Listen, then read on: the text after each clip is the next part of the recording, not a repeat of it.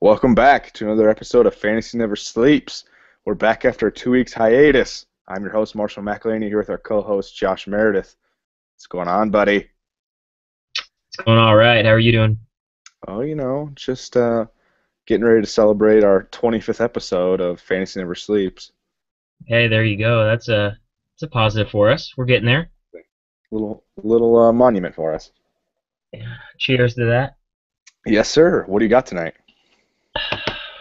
Shandy. A little summer shandy tonight. There you go. And yourself? I actually have some Spring 44 honey vodka, which was one of the reasons we didn't record last week. I got this in Colorado. How is it? Honey vodka, it's amazing. Yeah. It's fantastic. It's actually well, Mike, a buddy of mine, his uncle or some family member is part owner or part, producer of this distillery out in somewhere in Colorado, and they're a local brand right now that's only in like Colorado and like Utah and New York maybe, I don't know. But they make top shelf honey vodka, gin, a bourbon, and something else. But Hmm. it's high quality. Well, So that's good. yeah, I brought a couple bottles back. A couple, huh? Couple. How was the trip though? Well, let's get to the meat and potatoes of the trip right now. Coors Field, which we Yeah. kind of we talked about on our last podcast, and I was a little disappointed that no listener direct messaged us to buy me a beer at Coors Field. I But thought you were besides bringing that, it, remember? oh well, I guess no one wanted a free beer then. Which, There by the you go. way, their beer prices are fantastic. But There's uh, value in that. well, yeah, let you want to talk about Coors Field a little bit before we get into the trade deadline and some players to go hunt for the second half of the season. Yeah. Let's get into Coors Field and see what you thought about it and kind of discuss it. Awesome. Well, this will actually, for our listeners, you guys are going to get a treat because this was mine and Josh's original idea for a podcast. We before we started Roto Rankers and before we started the show, we hung out one night and correct me if I'm wrong, Josh. We started ranking stadiums we've been to, and essentially that was the idea for a podcast. Is we just wanted all our baseball conversations recorded to go back and stick in each other's face. Yes or no? More or less, yeah. We basically decided that we've talked about so much uh, baseball conversation in general, whether it be stadiums, transactions, fantasy, everything, just baseball. We wanted to put it out there for people to listen to, and thought maybe it would be a decent show. And um, I don't know how excellent it necessarily is, but we do enjoy it, and hope that somebody gets something out of it. And um, it's been fun doing it. But yeah, definitely did start with the stadiums one drunken night prior to going to Field of Dreams. We've talked about that before too. One of the greatest baseball experiences I've ever had. Meeting Pete Rose and seeing some of the baseball's all-time greatest players on one field playing softball together. It was an incredible experience. Yeah, we're getting sentimental here in episode 25. Look out, guys. But back to Coors Field. So really one of my biggest personal goals is to go to every team's baseball stadium. And Coors Field was number 10 for me. And so we'll just talk about Coors for a second here. Great stadium. The atmosphere walking downtown, pretty fantastic. And these are some of the things Josh and I made our rankings on when we started this. Yeah, Um, we went by physical appearance from the outside, from the inside, the skyline view, the atmosphere,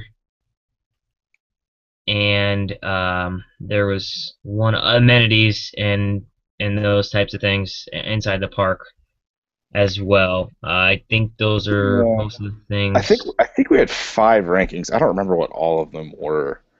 One might have been like history or something. They were unique rankings, but outside Yeah, Gold. that's what it was. The unique factor. That's what Okay, it was. it's a lot. It reminded me a lot of like Target Field, the Twins' new stadium. It's downtown. There's just a million things around it. You know what I mean? Just a lot going on.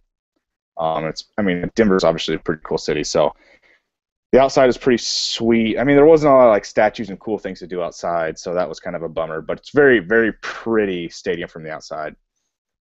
From the Um, outside, I haven't been there physically, but from the outside, it looked a lot like Miller Park with the brick and the clock very.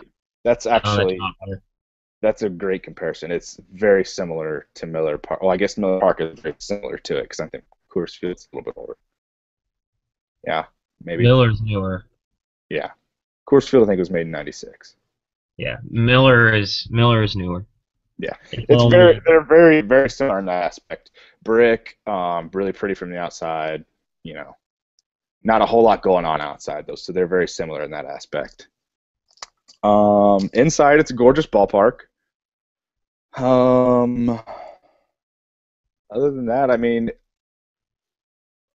beer prices are great compared to most stadiums, I would say, which is fantastic. I mean, I had a specialty beer that I ordered on accident just to get a sweet cup, and then I got like a 24-ounce Coors Light, which was like I want to say like $8. I mean, it you was a got to get steal. Coors if you go to Coors Field. Oh yeah, that was my one goal. I have to drink at least one Coors at Coors Field, and yeah, it's a 24 ouncer for like $8. And I know I haven't been to Busch this year, but I'm pretty sure if I remember right, a 12-ounce beer is like 9.25 at Busch in the Yeah. past. So I mean, that was sweet. I mean, you can have a good time at Coors Field for a little more bang for your buck than most ballparks, at least from what I remember. Now I haven't been, as I said, I haven't been to Coors, and I'm at seven, I believe, stadiums also with that same goal. It's always been a goal of mine to see every MLB stadium. Um, I'm at, I believe, seven, but I won't be able to rank Coors. Where would you put that on your 10?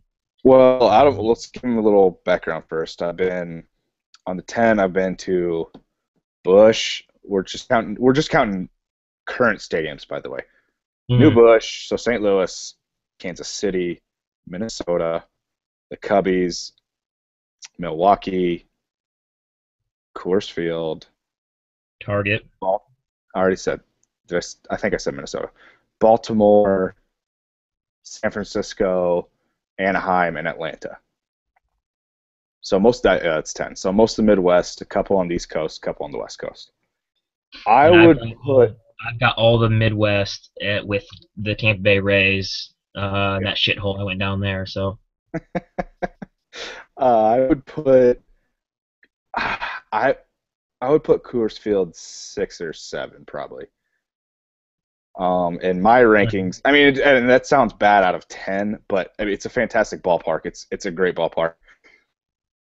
I would just put it below probably 5 of those that I've been to. I like New Busch more. I'm probably a little biased with that, but just the stuff going on outside that stadium and the history they guys pertaining there. Wrigley's better just for, you feel like you're back in the 20s. It's a historic ballpark. It's just a different vibe. San Francisco's probably number 2 on my list. Not even close to that. Baltimore, well, San Francisco's probably 1. Baltimore's 2. I like Baltimore a lot more. Um, can you hear me? yeah, you're kind of freezing though. I can't hear it very much. Can you hear me now? Yeah, Okay. I didn't hear you for a little bit though. Okay. Well, we can just edit that shit out. Um, I now. You're freezing, dude. Can you hear me? Yeah, but it's kind of going. Sure. Hello. Yeah, you're good. Okay. All This right. isn't, this isn't So, going.